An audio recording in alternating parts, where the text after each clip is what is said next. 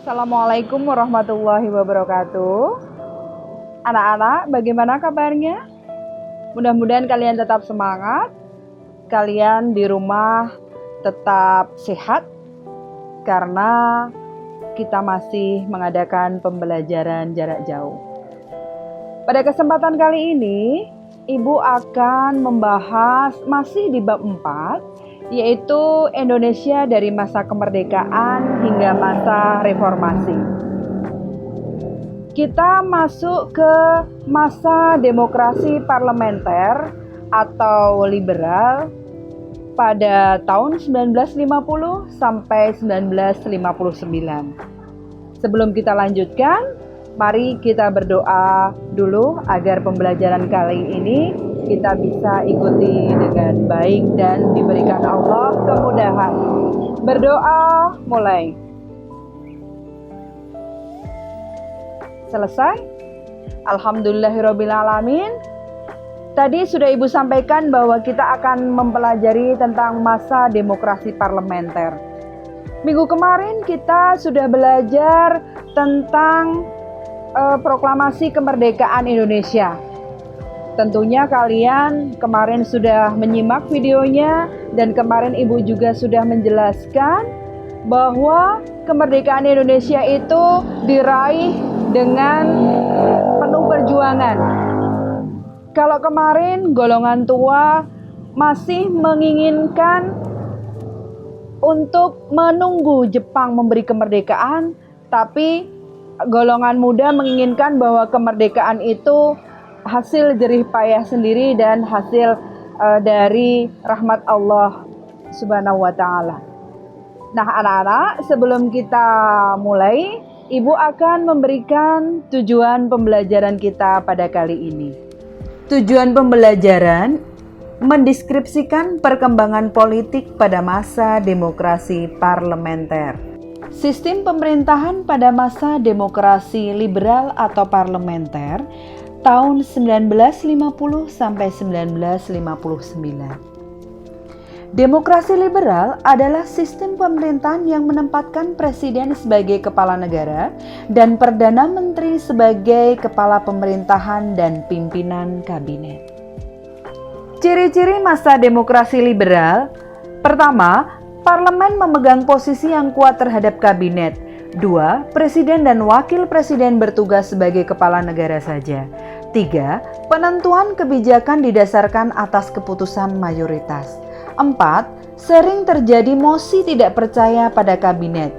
5. Terjadi banyak gerakan ketidakpuasan karena lemah dan tidak stabilnya pemerintahan. 6. Pemilu terlaksana sebagai proses demokrasi. 7. Konstitusi menjadi landasan penting bagi negara dilihat dari pembentukan konstituante. Sistem politik pada masa demokrasi liberal telah mendorong untuk lahirnya partai-partai politik karena dalam sistem kepartean menganut sistem multipartai. Konsekuensi logis dari pelaksanaan sistem politik demokrasi liberal parlementer gaya barat dengan sistem multipartai yang dianut. Maka, partai-partai inilah yang menjalankan pemerintahan melalui perimbangan kekuasaan dalam parlemen dalam tahun 1950 sampai 1959. Kabinet-kabinet pada masa demokrasi liberal atau parlementer. Kabinet Natsir. Program kabinet ini yang terpenting diantaranya meliputi A. Mempersiapkan dan menyelenggarakan pemilihan umum untuk konstituante. B. Mencapai konsolidasi dan penyempurnaan susunan pemerintahan serta membentuk peralatan negara yang kuat dan daulat. C. Menggiatkan usaha keamanan dan ketentraman. D. Menyempurnakan organisasi angkatan perang dan pemulihan bekas-bekas anggota tentara dan gerilya dalam masyarakat. E. Memperjuangkan penyelesaian soal Irian Barat secepatnya. F. Mengembangkan dan memperkokoh kesatuan ekonomi rakyat sebagai dasar bagi pelaksanaan ekonomi nasional yang sehat. G. Membantu pembangunan perumahan rakyat. Kabinet Natsir. Kabinet ini disebut sebagai Zakon Kabinet karena di dalam kabinetnya duduk tokoh-tokoh penting seperti Sri Sultan Hamengkubuwono IX, Mr. As-Saad, Insinyur Juanda, dan Profesor Dr. Sumitro Joyo Hadikusumo. Kegagalan dari Kabinet Nasir menyelesaikan masalah Irian Barat dan pencabutan PP nomor 39 tahun 1950, tentara DPRS dan DPRDS yang dianggap menguntungkan Masyumi telah menimbulkan adanya mosi tidak percaya dari parlemen, sehingga M. Nasir harus mengembalikan kekuasaan atau mandatnya kepada presiden. Kabinet Sukiman. Adapun program Kabinet Sukiman sebagai berikut. A. Bidang keamanan, menjalankan tindakan-tindakan yang tegas sebagai negara hukum untuk menjamin keamanan dan ketentraman. B. Sosial ekonomi, mengusahakan kemakmuran rakyat secepatnya dan memperbaharui hukum agraria agar sesuai dengan kepentingan petani. Juga mempercepat usaha penempatan bekas pejuang di lapangan usaha. C. Mempercepat persiapan pemilihan umum. D. Di bidang politik luar negeri, menjalankan politik luar negeri secara bebas aktif serta memasukkan Irian Barat ke dalam wilayah RI secepatnya. E. Di bidang hukum, menyiapkan undang-undang tentang pengakuan serikat buruh, perjanjian kerjasama, penetapan upah minimum, dan penyelesaian pertikaian buruh. Dalam Kabinet Sukiman, kabinet ini tidak berumur panjang akibat ditandatanganinya persetujuan bantuan ekonomi dan persenjataan dari Amerika Serikat kepada Indonesia atas dasar Mutual Security Act. Persetujuan ini menimbulkan tafsiran bahwa Indonesia telah memasuki blok barat, yang berarti bertentangan dengan prinsip dasar politik luar negeri Indonesia yang bebas aktif. Jatuhlah Kabinet Sukiman. Kabinet Wilopo. Adapun program dari kabinet ini terutama ditunjukkan pada persiapan pelaksanaan pemilihan umum untuk konstituante, DPR dan DPRD, kemakmuran, pendidikan rakyat, dan keamanan.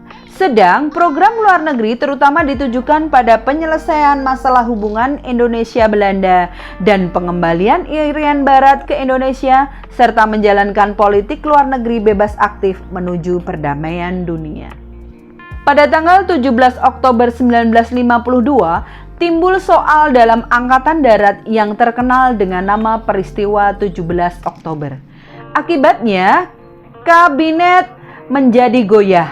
Kabinet yang sudah goyah semakin goyah karena soal tanah di Sumatera Timur yang terkenal dengan nama peristiwa Tanjungan Morawa.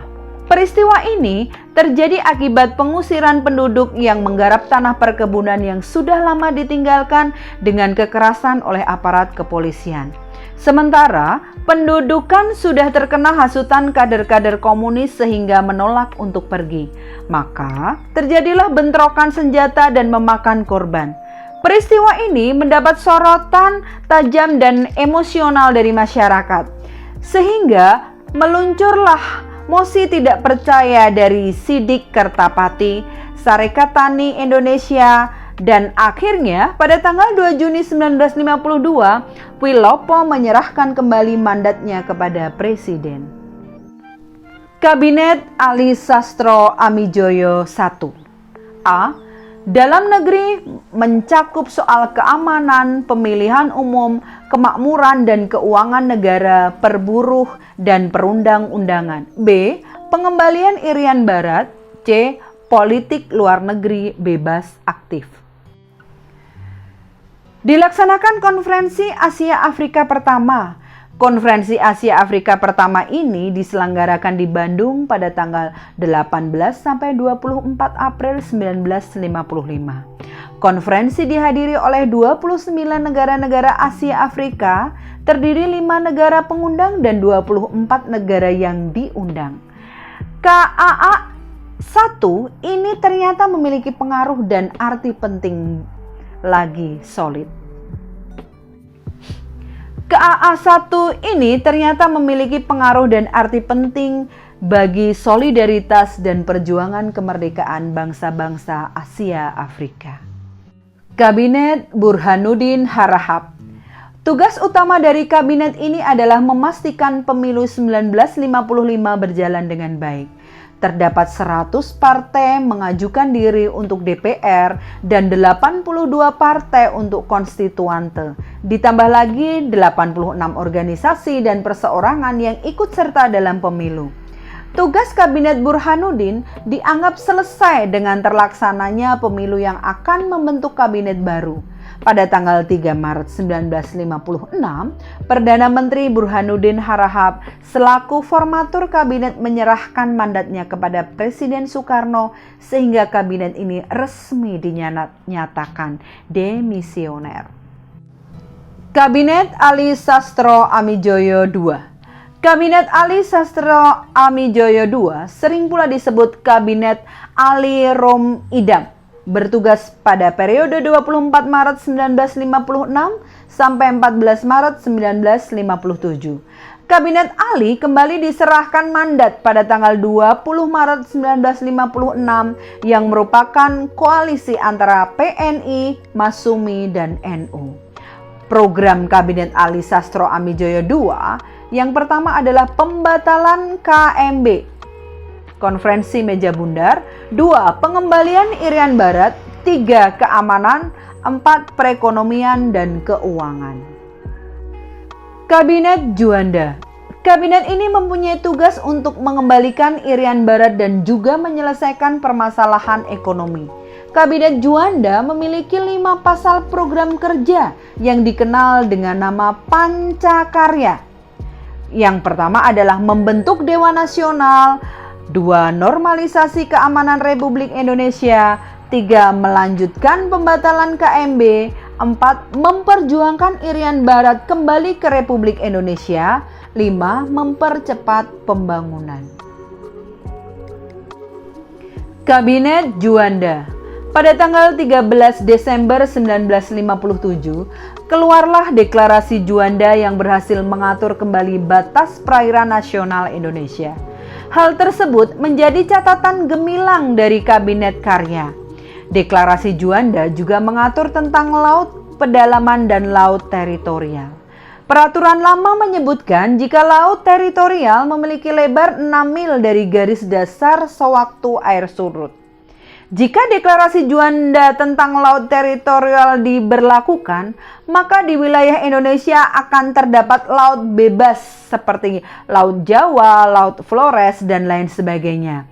Melalui deklarasi Juanda itulah terciptanya kesatuan wilayah Indonesia, yaitu lautan dan daratan yang merupakan satu kesatuan. Ya, inilah wajah-wajah dari kabinet pada masa demokrasi parlementer atau demokrasi liberal. Anak-anak Ibu, setelah tadi kalian menyimak video pembelajaran yang Ibu sampaikan, dapat disimpulkan bahwa pada masa demokrasi parlementer itu terjadi banyak sekali pergantian kabinet. Sampai 5 kabinet, dan ternyata kabinet tersebut tidak berlangsung lama. Mereka rata-rata hanya bisa bertahan 1 tahun.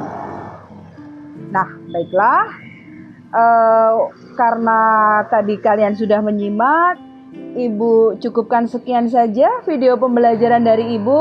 Ibu harapkan kalian tetap semangat, jaga selalu kesehatan. Jangan keluar rumah kalau kalian memang tidak perlu apapun.